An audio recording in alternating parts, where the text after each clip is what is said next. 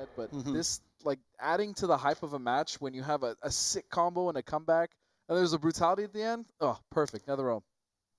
Yeah, I mean, even, no matter how many times you've seen it, you're still like, oh, whoa, I didn't expect it to happen. Even though you know it's going to happen. Yeah, sometimes. So. I didn't expect any of those, to be honest, at the very end. I mean, did you expect the teleport brutality? From Ermac? From either of them.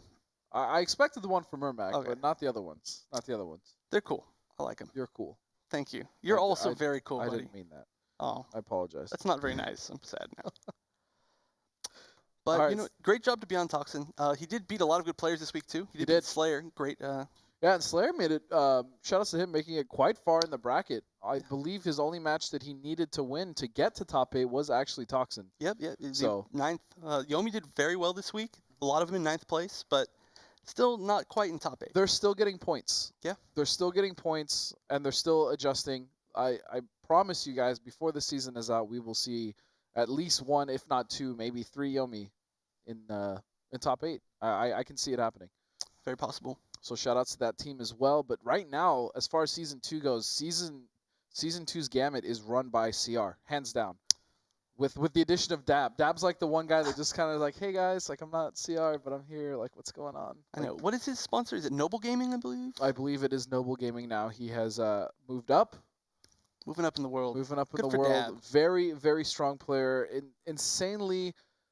Insanely reputable, not only online with ESL, but he's been done very well in offline tournaments as well, nabbing himself a top 8 at SCR that just happened. So, I mean, he's got both online and offline game. Without a doubt, I think his greatest strength is his consistency in placement. He may not win every single tournament, but he plays extremely well at everything. Does. Yeah, he's great. Yeah, so, I mean, we've also seen, I mean, there's been a little bit of a back and forth, but we have a lot of players that make top 8 consistently here in ESL that also make top 8 offline. So we have players that are able to do it online and offline. I mean, we have Cowboy, we have Sonic Fox, we have Dab that's done it. So Biohazard. So I mean, we have players that definitely like to play online and off. It's just making that adjustment to get there. Yeah, but I mean, the greatest thing about ESL is we get the players who don't have the ability to travel and very easily could do well offline, such as Beyond Toxin, but you know, they don't get any time to shine. You know, maybe they have a job that they can't travel for, or, you know, family. But we get to see a really nice exhibition of those types of players. I mean, I would never know about Beyond Toxin if it wasn't for ESL. Yeah, I wouldn't have known about STB Dragon, who is now CR Dragon, or Beyond Toxin, both of which I actually met while I was streaming. So they both came to the stream, and I was like, wow, these guys are really good. The same thing that happened with Crazy Steady. I had no idea who Crazy Steady was. He hopped in my stream, didn't know that he was a really good DOA player. So, but now he's dominating in MKX, or at least he did in Season 1. So, I mean, there you go. A lot of players that we would not have known about all came from my stream. Would you look at that? You breed champions. I am a back to our horse spots. Champion horse breeder. You know what I'm saying? No, but Dab was definitely doing his own thing well before I started to stream. I mean, a lot of those players were. It's just I had not interacted with them until that point, and a lot of them surprised the heck out of me because not only were they good, but they were able to do well in offline and online events. Yeah. That's one of the greatest things is there's such a tight-knit community for the Mortal Kombat community, and we all get to talk to each other a lot. I mean, you know, the day after Beyond Toxin, he's also known as Raven. Yes, I too Raven, I think is his online handle. It's like the R's and 1 and 2. Yeah. But the day after he made top 8, I randomly found him in a stream chat. I'm like, oh, hey, you're Beyond Toxin, congratulations. And he's like, who are you? Yeah, it was pretty much how it happened. He's like, thanks, I guess. All right, he's like, don't talk to me, please. No, he's one of the nicest guys that I've met. He is actually really nice. Extremely nice. None of that happened. Ooh, but Killstreak here. Actually, now that I think about it, I believe he won like one of my mini tournaments, and I had to give him $50. Not happy about that. No, but we're going in here. All right, so Killstreak, someone that we haven't seen since Season 1. Yes. He's pretty well known for beating Sonic Fox, which is a very hard thing to do. And he mentioned it in Season 1. This season, actually this week, he was able to defeat Honeybee, which means that he's defeated 2 of the top 3 EVO placers in ESL so far. Yes, he has. And unfortunately, he can't fight the 3rd one because Fox is in Europe. The European channel of our show, but right now, wow, Killstreak,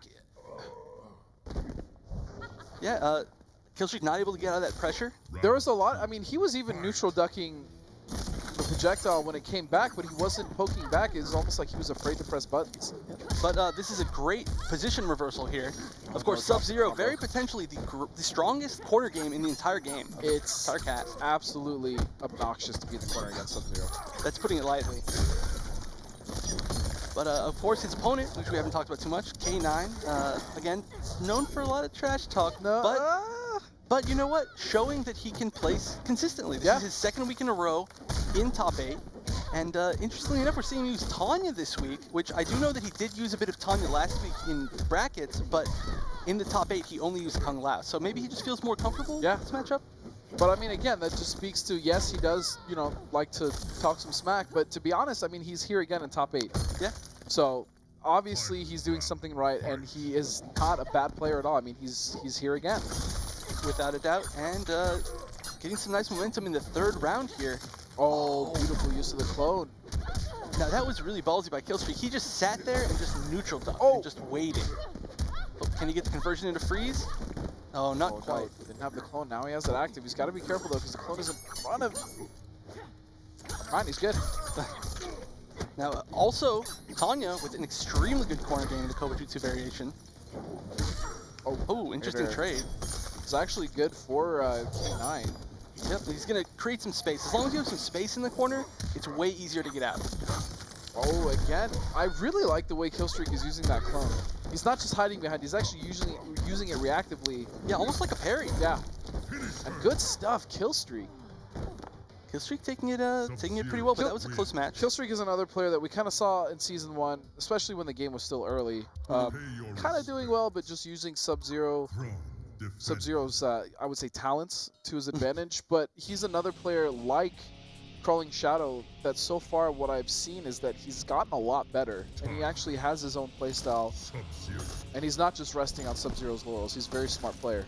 Yep, and another character that has been playing Sub-Zero since the beginning and complete character loyalty, which is working out for him. And surprisingly, no switch from Kayy9. No, I'm very impressed so far with Killstreak. Especially after bouncing back from that first round where he got completely dominated. Oh yeah, that was almost a flawless. Yeah. But you know, he just got out of that corner, and that's all it takes. Nice slide under. This is what I'm talking about. He's adapting so well. That slide goes under so many things, especially Tanya's high projectiles. Wow, again, and he's using it to go full screen and get away from Tanya. I really like this. Oh no, from Killstreak, but still doing very well. Nice, goes for the enhanced clone right there. Enhancing the clone gives it armor, so even if she was trying to pressure, she could have gotten frozen. Cut raw down too, just, that was savage. All right, but here we go, stuck in the corner now. Killstreak's got his work cut off for him. Ooh, doesn't quite finish the combo there. Won't get the hard knockdown, but still gets pressure on wake up. And this should chip him out. Yep. Guaranteed chip right there. So again, just getting put in the corner and not able to get out. That is such a difficult issue right here against Tanya. Now, one thing that Killstreak could be going for is there is the interactable in the corner, and if you do spend meter on interactables, you get 2 hits of armor. Oh no. Good read though from Kayy9, and again with that clone parry. It's going to take Kayy9 all the way to the corner. That is one of the biggest advantages of Sub-Zero's combos, is they have great corner carry, which is, of course, what he wants. I think what Killstreak's trying to do is he's trying to bait out the armored Rekka from Kayy9 when he's in the corner and he's kind of just sitting in that distance. Yeah, we haven't seen that armored Rekka at all, I think. We saw it once in the first round. Ooh, and that's the first match, I should say. Oh, wait, no, that was a punish, but he misses. All right, here's the hard knockdown off the slide. Oh, catches the backdash. This is huge. But no full combo. He needed that full combo right there. Wow. Oh, man. That was a huge opportunity for Killstreak. It was. He choked. He went for some safe stuff right there. But he should have just... Had he got on an ice ball. Yeah. With the hit confirm of that combo. That would have been it, or potentially it. But Kayy9 evening it up. Now, Kayy9 has been very aerial this game. Very, very aerial. Yes. And that's actually somewhat of a weakness of Sub-Zero's. If you're not jumping into the clone, his anti-airs aren't the best. No. But of course, that is one of the biggest skills that it takes to play Sub-Zero, is knowing how to place your clones so they can't just jump all over you. Killstreak had a lot of good clones. Don't get me wrong. Oh, absolutely. He had a lot of good clones that game.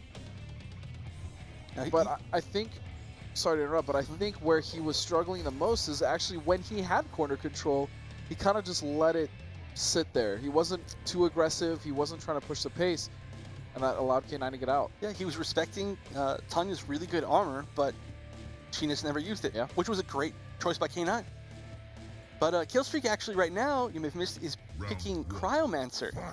Now, Cryomancer is a variation we almost never see in tournament. We see a few people use it. I know we saw early in the game's life, we saw, I believe, Use for Glue using it in Europe. But it got some really strong buffs recently, and we're going to see a huge combo right here. Right here is one of them, the 2-in-1. I like that extra hammer to build here. Yeah, I like that. I like that too. It also baits people into doing wake-ups, probably. They see, oh, there's a move, I'm going to hit something. Oh, my goodness. And this is a reverse corner domination again. This is what we should have saw with Grandmaster. Yeah, definitely the attitude that he's playing with right now, just because it is a more offensive variation, is working out for him really well. Yeah, but here we go. Kayy9 now has 2 bars of meter. Can break and also do a lot more pressure options with the second bar. With a bar, I should say. Yep. Ooh, nice. Gets on the... Oh, that no slide punish. was very unsafe, but yeah, no punish. Just raw low into teleport cancel. Why not? Hey, it worked. Oh, what a... Hello. Yeah, she's got a great anti-air down too. But fun fact, Killstreak actually used Cryomancer to beat Honeybee. Devora is infamously a match force that's hard for Grandmaster Sub-Zero because she can swing through the clone. But I guess he just had to go Cryomancer and worked. Just out to rush her down. Not doing too bad here either. Yeah, again, he's getting hit by a lot of jump-ins, a lot of teleport-ins. Now, he does get a different down 2 in this variation. It is pretty slow, but it's got a really good hitbox. Oh, that was actually... Oh. Yeah, that was almost really good. This, yep, there it is. Without the clone not having any anti-airs, Kayy9 has been all over him from the air. That's going to do it. There's the armor with the chipped out. I like how the blood just spurts out still. Spurt. I mean, spurt. What's gonna happen? Have you not seen that happen in real life? I mean, only a few times. That's exactly what happened. I wasn't paying attention too much, you know, when it happened in real life. In the RLs. Yeah, when I was visiting NetherRealm, like not the studios, but the real NetherRealm. I was like, what? They actually kill people there? It's insane. Yeah, of course. They sacrificed their souls to Shinnok, and I think you're taking it one step. I'm sorry. One step further than I needed to go. Should have quit while you're ahead. All right, I'm quitting now. I apologize. You don't have to apologize to me. It's the stream. You know what I'm saying? The monsters out there. No. Hey, and don't hate on my jokes. I don't hate on your jokes. Just everyone else does that. Ouch. Sorry, mine aren't that much better. All right, here we go. That was cold like an ice clone, and there's the ice clone. Nice, use the ice clone. Really, really good use of that clone. Yeah, that's what he definitely needs to do against Kayy9, is just sit there, wait for her to jump, and throw out the ice clone once he sees that. You know what's funny is I believe Ultra David was talking about that early in the game's life, where he said people were not using the clone properly, and I actually agreed with him 100%.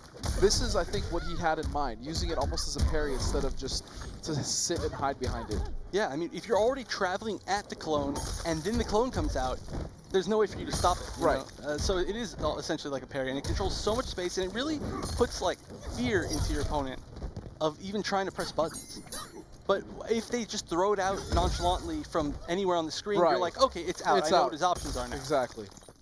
Round 2, fight. So another strong round by Killstreak. He could even it up here to make it 2-2. Oh my goodness, those overheads are so raw.